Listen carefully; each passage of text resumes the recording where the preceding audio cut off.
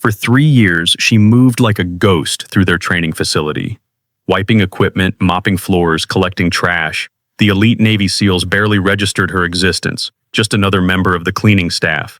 No name badge, no conversation, no acknowledgement. Until today. When Ensign Zephyr Harlow caught a glimpse of the tattoo on her neck as she bent to clean, the energy in the room instantly changed. Whispers spread, stares followed, training stopped. It wasn't just any tattoo. It was a marking that shouldn't exist outside of classified files and Black Ops rumors. From which city in the world are you watching this video today? Let us know in the comments, and if you enjoy military stories with unexpected twists, consider subscribing for more. The pre-dawn stillness at Naval Special Warfare's elite training facility was broken only by the rhythmic sound of Astrid Lattimore's mop sliding across the polished gym floor. Moving with methodical precision, she worked her way through the cavernous space, invisible by design. Astrid wore standard gray sweats, hair pulled back severely in a practical bun. No makeup, no jewelry, nothing to draw attention. Her badge simply read, Custodial Staff, without a name. For 3 years, this had been her uniform, her identity, her cover.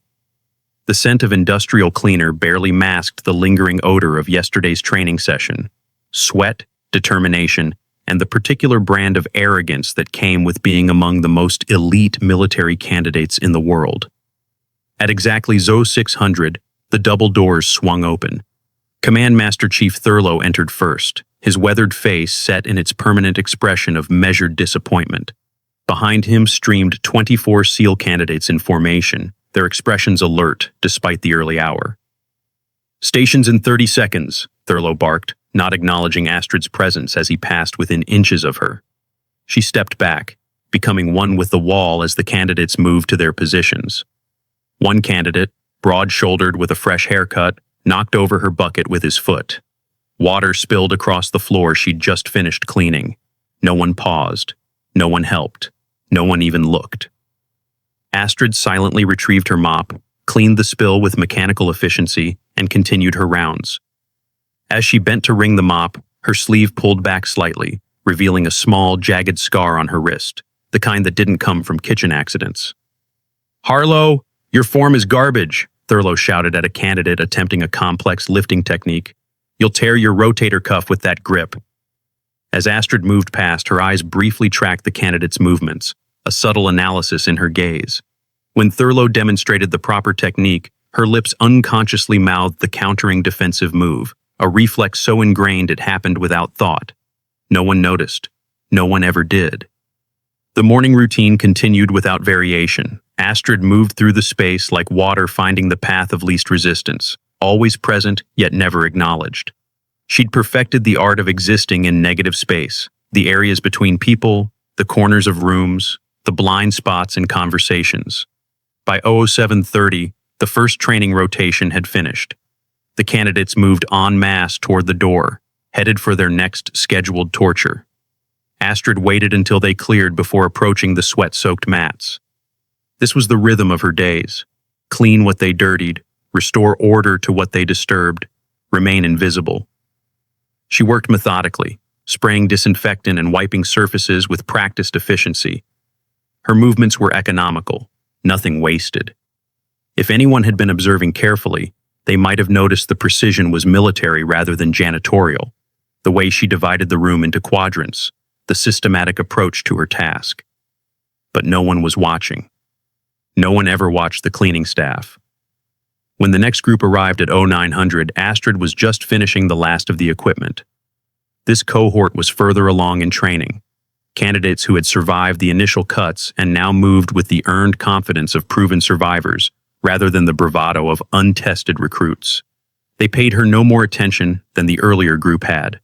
She was furniture, background, part of the facility infrastructure, no more remarkable than the drinking fountain or the bulletin board. By mid-morning, the gym had transformed into organized chaos. Pairs of candidates grappled on mats spread across the floor, their movements brutal and efficient. Thurlow prowled between them, barking corrections and occasionally demonstrating holds that made candidates wince. Astrid navigated between the bodies like water finding its path downhill, always moving, never disrupting, essentially invisible. When sweat pooled on an unused mat, she was there to mop it before anyone could slip. When a candidate knocked over a water bottle, she cleaned it without being asked. The doors swung open and Lieutenant Commander Royce entered. Tall, with the lean build of a distance runner rather than a weightlifter, Royce carried himself with the quiet confidence of someone who had nothing to prove. The candidate straightened imperceptibly at his presence.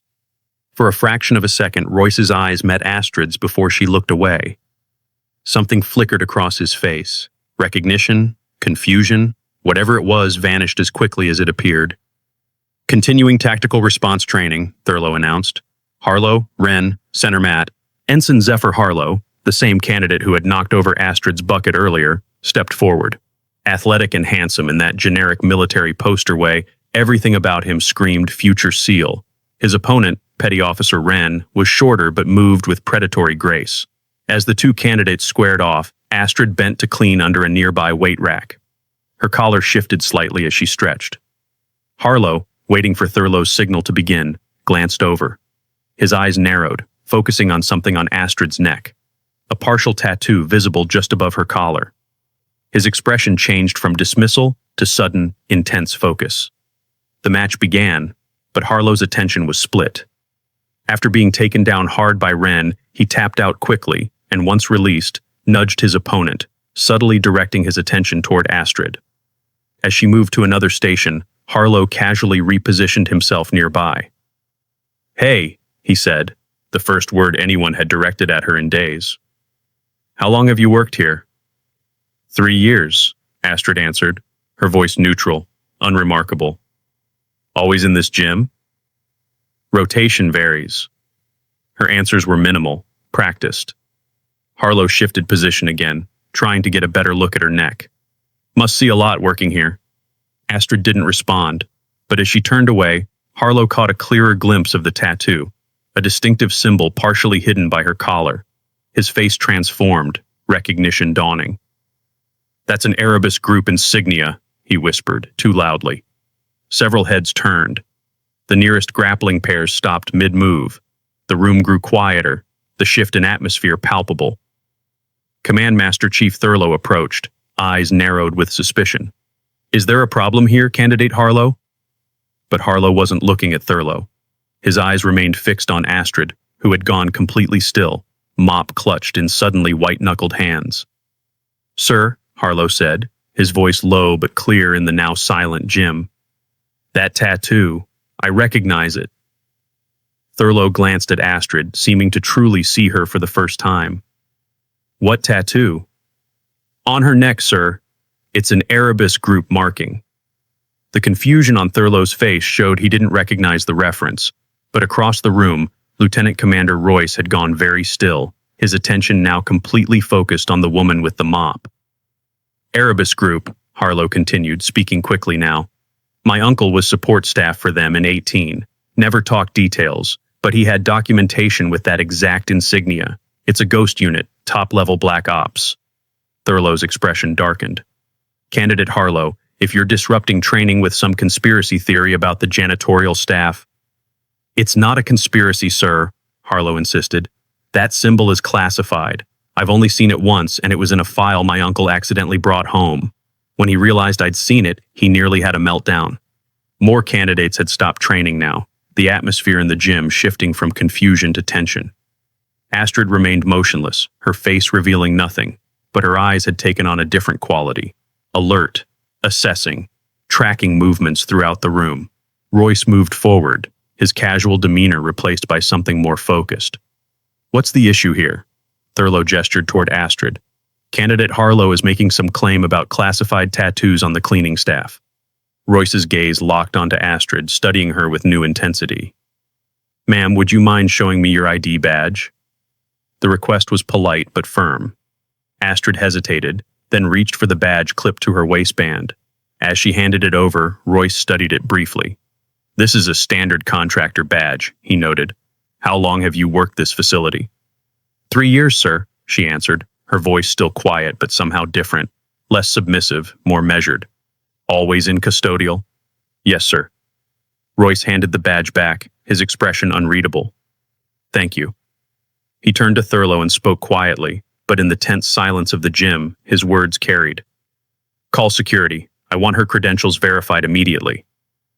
Thurlow nodded, moving toward the wall phone. Astrid watched him go, then turned back to find Royce still studying her.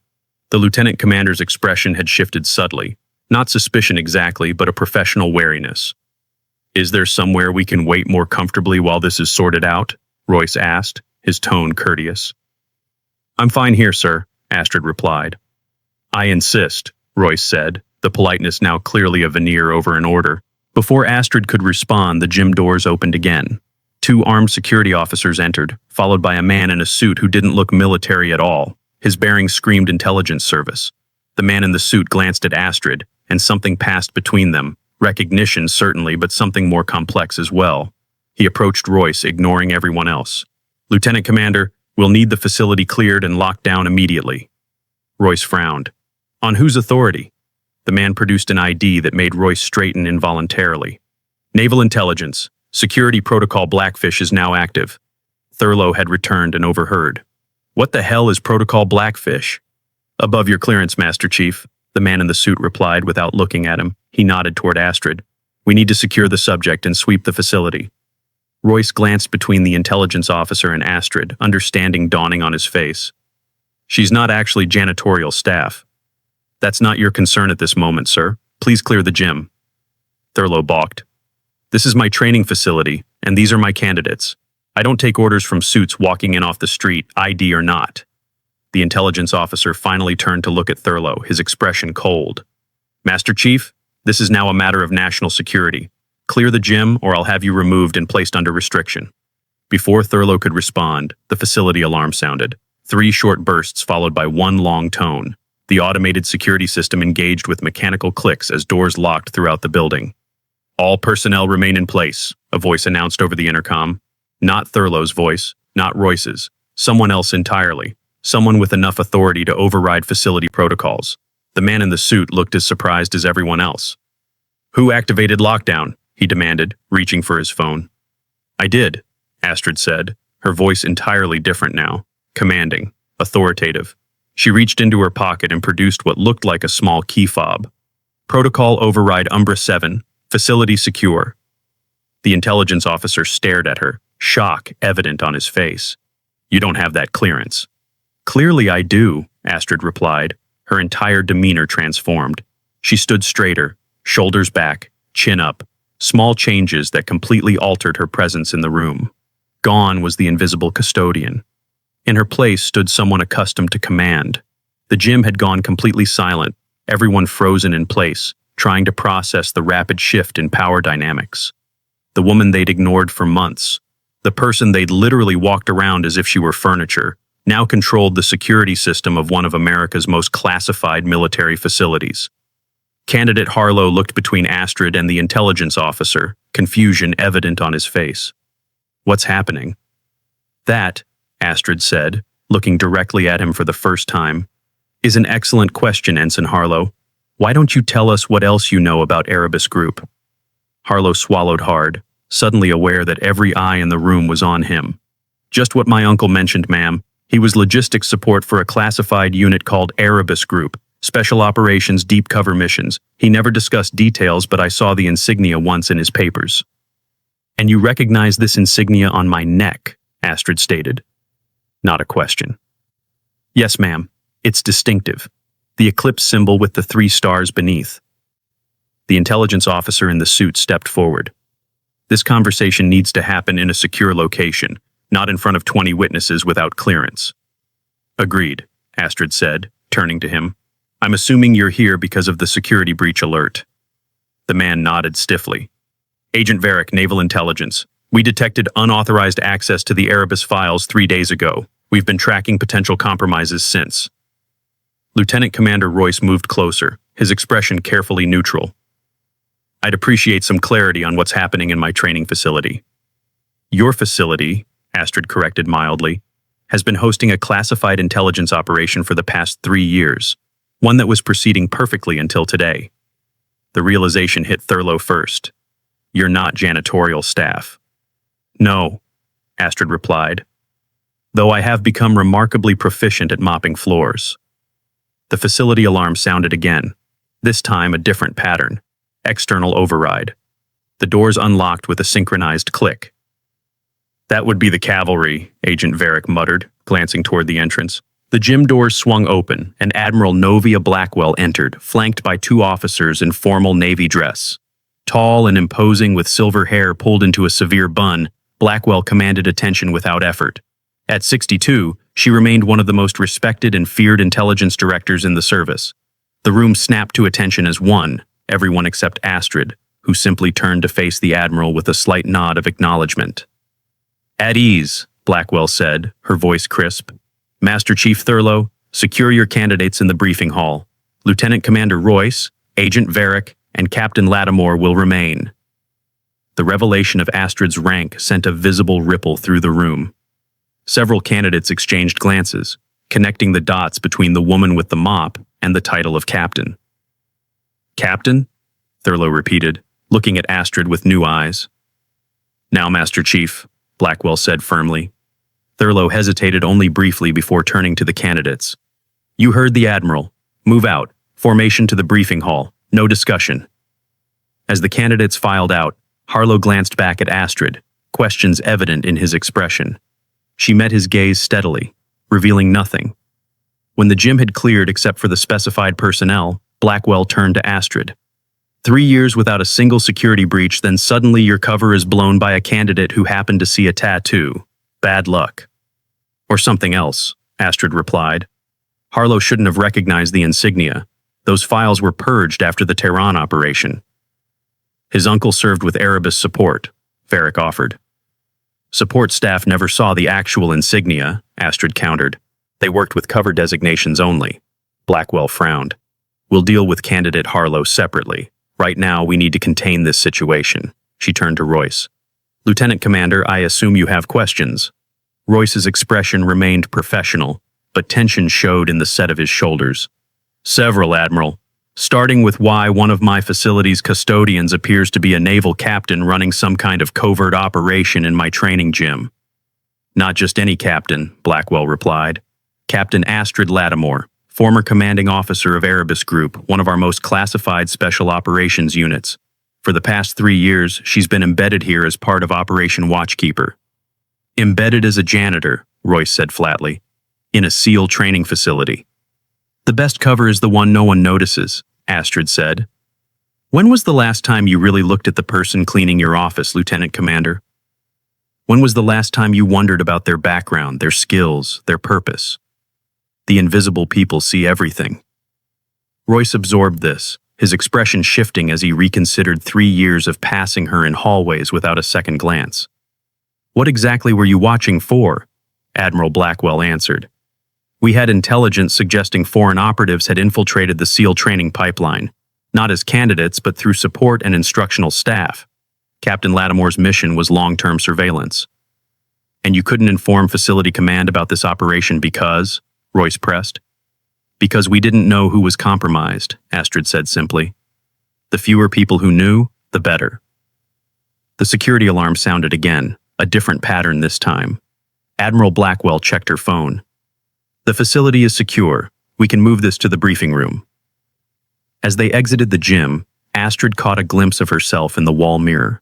3 years of careful invisibility, undone in seconds by a glimpse of ink.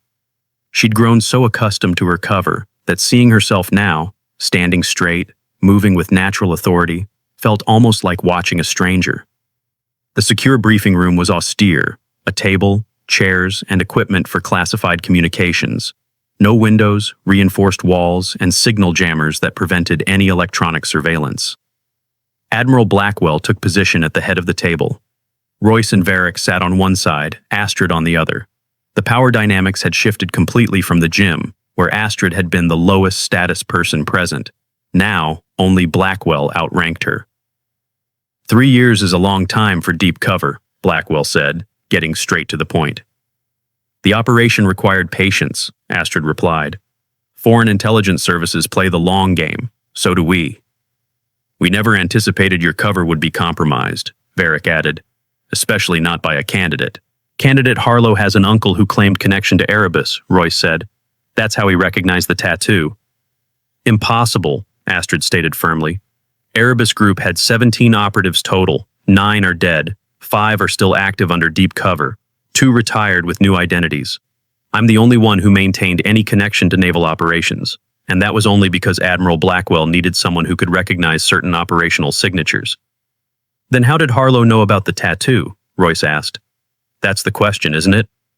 Astrid leaned forward. Either his uncle was somehow connected to Erebus without my knowledge, which seems highly unlikely given that I personally vetted every support staff member, or Harlow is lying.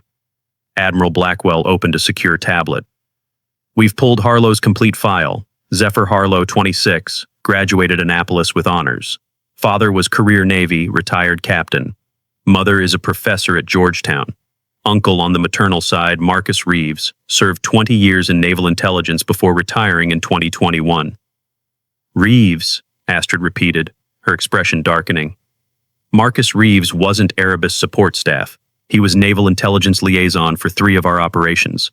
He would have seen the insignia, but he shouldn't have discussed it with family. That's a serious breach. Or Harlow is more than he appears, Varric suggested. His record is almost too perfect. Blackwell nodded. We'll need to question him thoroughly, but first we need to assess the damage from today's exposure. Captain Lattimore's cover is blown. The entire facility is now aware that we had a covert operative embedded as staff. The operation may not be compromised, Astrid said. If anything, this could smoke out our target.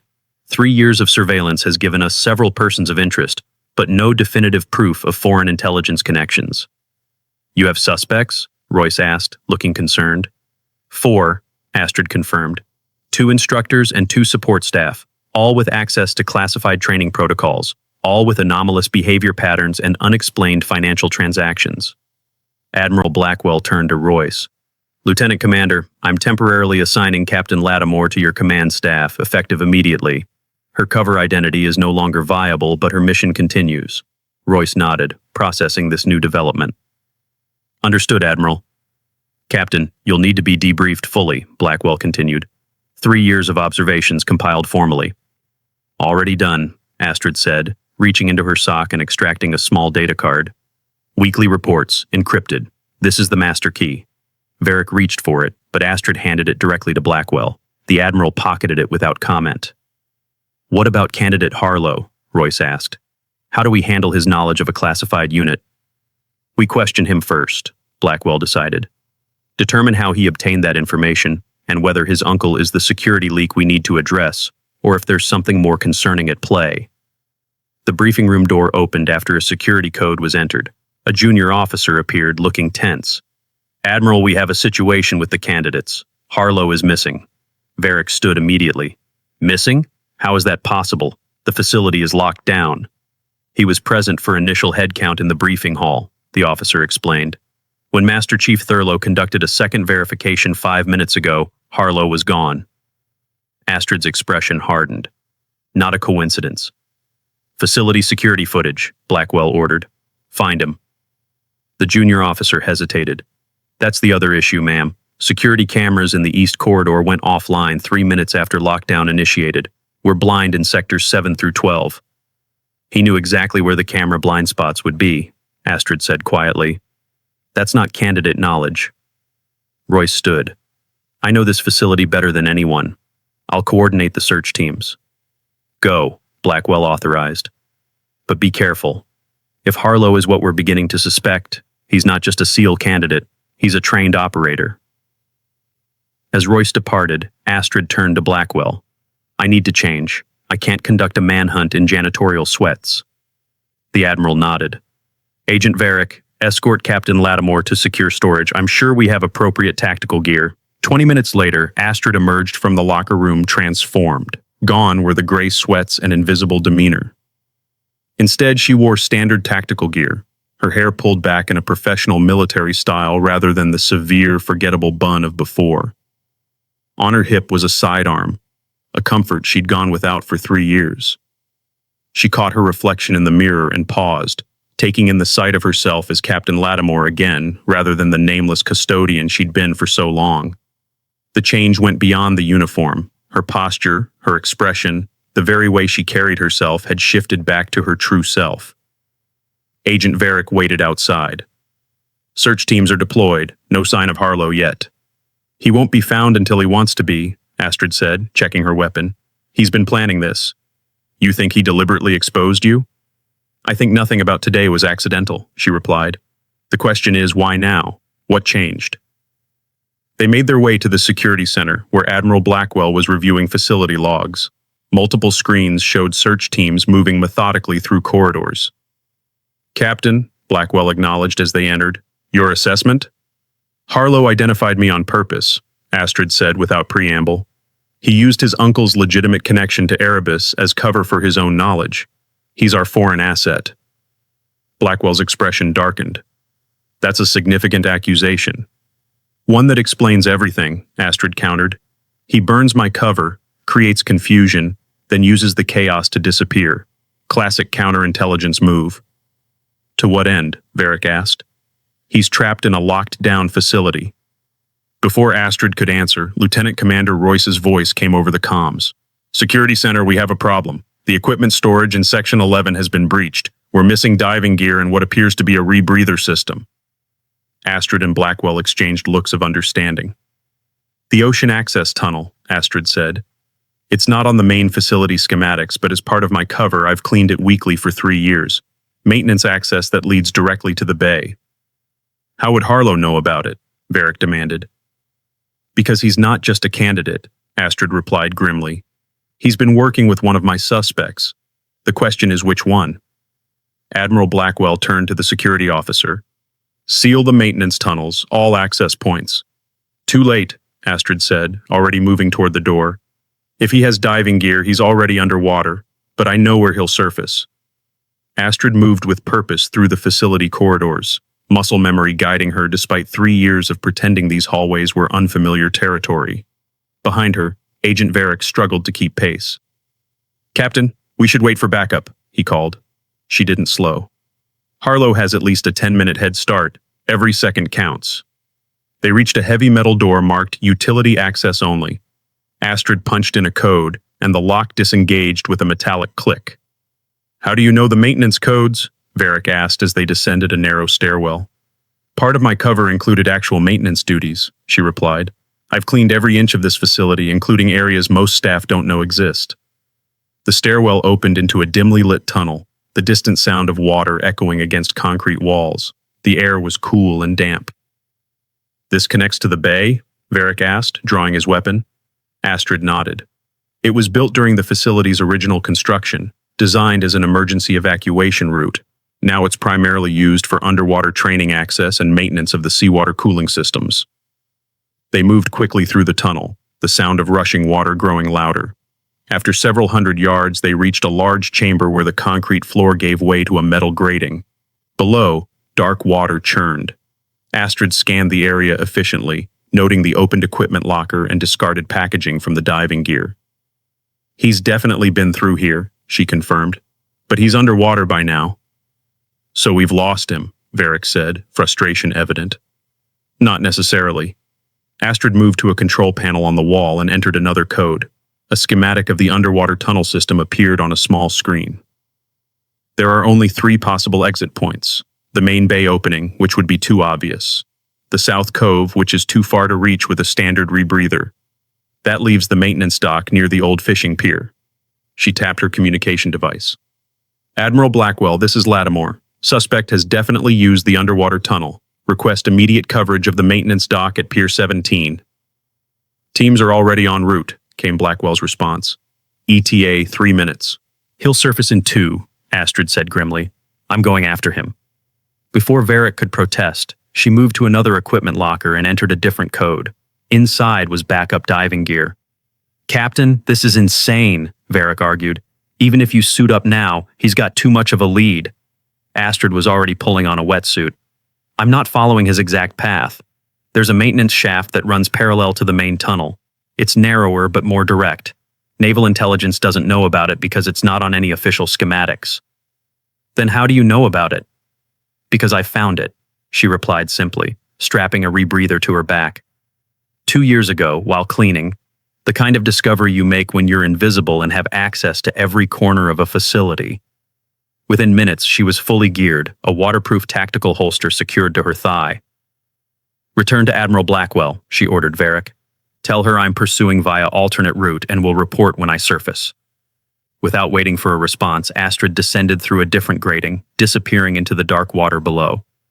The maintenance shaft was exactly as she remembered, narrow enough that her equipment occasionally scraped the walls, but navigable. The current pushed against her, but Astrid's powerful strokes propelled her forward. 3 years of maintaining her physical conditioning while pretending to be nothing more than custodial staff was finally proving useful. The tunnel curved, descended, then rose again. Astrid's internal clock told her she'd been underwater for approximately 90 seconds when she saw light ahead, the exit to the maintenance dock. She slowed, approaching cautiously. The water was clearer here, sunlight penetrating from above. She could make out the wooden supports of the pier and, beyond them, the open bay. Movement caught her eye. A figure in diving gear, pulling himself onto a small maintenance platform. Harlow. He was removing his equipment with practiced efficiency, clearly preparing to disappear into the civilian population beyond the pier. Astrid surfaced silently behind one of the pier supports, observing. Harlow had changed from his training uniform into civilian clothes he must have stashed previously. He was checking something on a small device, a phone or communication tool. The fact that he had prepared civilian clothes and communication equipment confirmed her suspicions. This wasn't an impulsive escape, it was a planned extraction. She watched as he completed his preparations, noting that he was armed, a compact sidearm and a concealed holster visible only when he bent to tie his shoe. Once ready, he scanned the area carefully, showing the situational awareness of a trained operative, not a SEAL candidate. Astrid made her decision. Rather than confronting him directly, she would follow. If Harlow was indeed working with foreign intelligence, he would lead her to his contact. She waited until he began walking down the pier toward shore, then silently pulled herself from the water on the opposite side. Removing her diving gear quickly, she stashed it under the dock and drew her sidearm. Dressed now only in the black wetsuit, she moved parallel to Harlow's path, using the structure of the pier for cover. At the shore end, she watched him turn north along the waterfront, walking purposefully but unhurried, blending perfectly with the civilian maritime traffic. Maintaining distance, she followed, noting how Harlow checked his surroundings at irregular intervals, the mark of professional counter-surveillance. He wasn't running frantically, he was executing a planned exfiltration. After several minutes, Harlow approached a small waterfront cafe. He took a seat at an outdoor table facing the water, positioning himself to observe both the harbor and the street, a perfect tactical choice for a meeting. Astrid found cover behind a rental kiosk for paddleboards, maintaining visual contact while avoiding detection. She tapped her communications device. "Admiral, this is Lattimore. I have eyes on Harlow at the Harbor View Cafe on the north waterfront. He appears to be waiting for someone. Request backup, plainclothes only, wide perimeter." "Understood, Captain," came the immediate response. "Assets converging on your location. Maintain surveillance only. Do not engage unless absolutely necessary." "Copy that." Astrid watched as Harlow checked his watch, then ordered from a server. His demeanor was relaxed, practiced. A man simply enjoying coffee on the waterfront, not a fugitive who had just escaped a locked-down military facility. 10 minutes passed, then 15. Harlow sipped his coffee and checked his phone occasionally, giving no indication of concern about potential pursuit. Movement at the street entrance to the cafe caught Astrid's attention. A woman in business attire approached, carrying a leather portfolio. Something about her seemed familiar. With a shock of recognition, Astrid identified her, Lieutenant Phillips, one of the administrative staff from the training facility, and one of Astrid's 4 suspects from her surveillance operation. The pieces fell into place. Phillips had access to classified training protocols, unexplained financial transactions, and irregular communication patterns. Now she was meeting with Harlow immediately after his escape. Astrid documented the meeting with the camera built into her communications device as Phillips took a seat across from Harlow. Their interaction appeared casual to any observer, colleagues meeting for coffee, but Astrid noted the subtle exchange as Phillips placed her portfolio on the table and Harlow casually laid his hand on it. Information transfer, executed in plain sight. "Admiral, we have confirmation," Astrid reported quietly. "Lieutenant Phillips from administration is making contact with Harlow. Visual confirmation of information exchange in progress." "All units hold position," came Blackwell's voice. "Let's see where this goes." The meeting lasted less than 5 minutes. Phillips rose, leaving the portfolio behind. As she walked away, Harlow remained seated, finishing his coffee. Astrid faced a decision: follow Phillips or stay with Harlow. Before she could decide, her communication device activated. "Captain, we have teams on Phillips," Blackwell informed her. "Stay with primary target." "Understood." Harlow finally stood, leaving payment on the table. He tucked the portfolio under his arm and began walking north along the waterfront again. Astrid maintained her surveillance, noting that his pace had picked up slightly. He was moving with more purpose now, likely heading toward extraction. After several blocks, Harlow turned onto a side street leading away from the water. The area was less crowded here, making surveillance more difficult. Astrid had to increase her distance to avoid detection. Harlow approached a parking structure and entered. This was a vulnerable moment for surveillance. Once inside, he could disappear among multiple levels and exits. "Target entering West Side parking structure on Harbor Avenue," Astrid reported. "I'm following but will need immediate backup to cover exits." "Teams converging," Blackwell confirmed. 60 seconds out." Astrid entered the structure, keeping to the shadows. The concrete interior amplified sounds, requiring more careful movement. She tracked Harlow by sound as he climbed the stairs to the second level. When she reached the second floor, she saw him approaching a dark sedan parked in a corner space. He used a key fob to unlock it, then opened the driver's side door. "Target preparing to depart in black sedan, second level, northwest corner," she reported. "All units move in," came the immediate order. "Contain the situation." Before Harlow could enter the vehicle, the screech of tires announced the arrival of tactical teams at multiple entrances. Astrid stepped from cover, weapon raised. "Ensign Harlow," she called clearly. "Naval Intelligence. Hands where I can see them." Harlow froze, then slowly raised his hands, the portfolio still clutched in his left. His expression showed not fear or surprise, but calm calculation. "Captain Lattimore," he acknowledged. "I was wondering when you'd make your presence known. You followed me from the dock, correct?" "Drop the portfolio and step away from the vehicle," she ordered, advancing steadily. "You know, for 3 years I watched you pretend to be invisible," Harlow said conversationally, not moving. "It was an impressive performance. Almost had me convinced you were nothing more than what you appeared." "I said drop it," Harlow smiled slightly. "You're making a mistake, Captain. I'm not your enemy." "The evidence suggests otherwise. The unauthorized escape, the meeting with Phillips, the classified information exchange we just witnessed. Drop the portfolio now." Instead of complying, Harlow slowly opened it, revealing not documents but a single metallic device with a blinking light. "Do you know what this is?" he asked. "Put it down now," Astrid commanded, hearing the tactical teams approaching behind her. "It's a data transfer node," Harlow explained, still calm. "Phillips just handed over 3 years of classified SEAL training protocols and operational parameters to foreign intelligence. Or she thought she did." Astrid kept her weapon trained on him, confusion momentarily crossing her features. "Explain." "The device is NSA. It captures and traces any data accessed. Phillips didn't deliver information to me. She delivered proof of her espionage."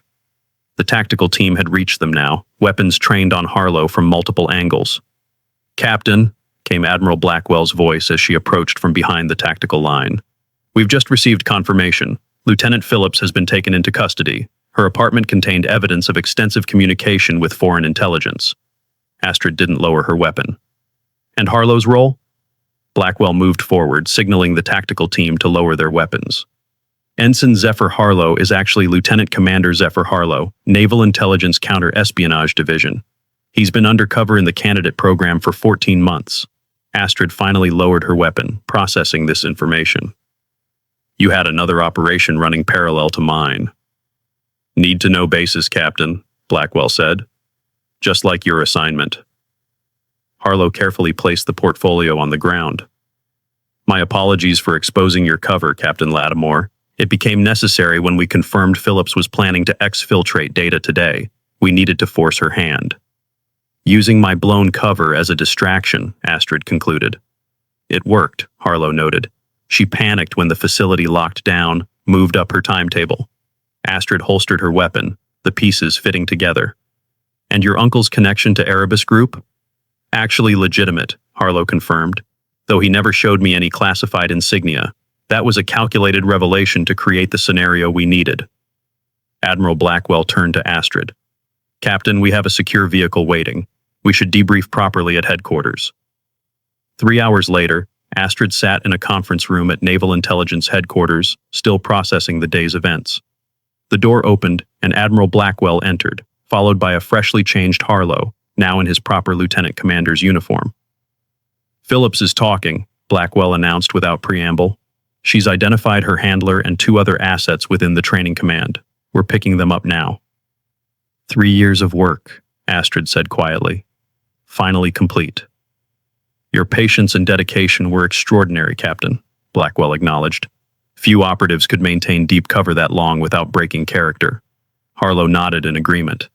I lasted 14 months and thought I was going to lose my mind. 3 years as invisible support staff? I don't know how you did it. You learned to disappear, Astrid said simply. To exist in the spaces between notice. Blackwell placed a folder on the table. Your reinstatement to active field status is approved. Erebus Group is being reactivated under new parameters. We need someone with your experience to lead it. Astrid considered the folder silently, running her finger along its edge. I'll accept, she said finally, but with one condition. She looked directly at Blackwell. I want to personally oversee the next phase of SEAL training first. Blackwell raised an eyebrow. May I ask why? 3 years of watching, learning, observing patterns, Astrid explained. I've identified critical gaps in the training protocols. Vulnerabilities that foreign intelligence has already exploited. If we're going to create truly effective operators, those need to be addressed. That's not standard procedure for someone of your rank and experience, Blackwell noted. Nothing about my career has been standard, Astrid countered. Besides, they should know what real operators look like. 1 week later, Astrid entered the training facility gym, this time through the front door. Gone were the gray sweats and invisible demeanor. Instead, she wore full tactical gear, service medals visible on her chest. Her hair was still pulled back, but now in a professional military style rather than the severe, forgettable bun of before. The candidates who had once walked past her without a glance now stood at attention, eyes forward, back straight. Phillips was gone, along with 2 other staff members identified as foreign assets. Command Master Chief Thurlow stood to the side, his usual commanding presence diminished next to Astrid's natural authority. At ease, she said, her voice carrying easily across the gym. As the candidates shifted to parade rest, Astrid walked slowly through the room, stopping at the exact spot where she used to position her mop bucket. The space was now occupied by a new janitor, an older man who kept his head down as he worked, just as invisible as she had once been. She paused, acknowledging him with a nod of respect that was never shown to her. The man looked up, startled at being seen. Thank you for your service, she said clearly, making sure everyone in the room heard. Turning back to the candidates, Astrid moved to the center mat. Today we begin specialized infiltration training.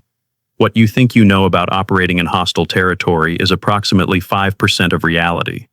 She removed her outer tactical jacket, revealing arms corded with muscle and marked with the scars of actual combat, not training accidents. Lieutenant Commander Royce will demonstrate a standard approach to clearing a hostile room, she announced. Royce stepped forward, executing the textbook maneuver with precision.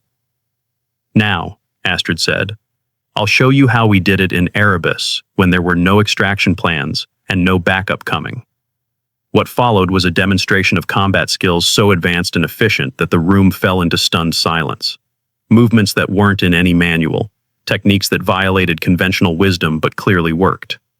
Through the observation window, Command Master Chief Thurlow could be seen directing the hanging of a new portrait in the hallway of distinguished operators, Astrid's official military photo, finally taking its place among legends. As training continued, the candidates watched with new understanding, not just of the techniques being taught, but of how thoroughly they had failed to see what was right in front of them for 3 years. How easy it had been to dismiss someone as unimportant simply because of the role they played. In the back of the gym, the new janitor continued mopping, watching with quiet intensity.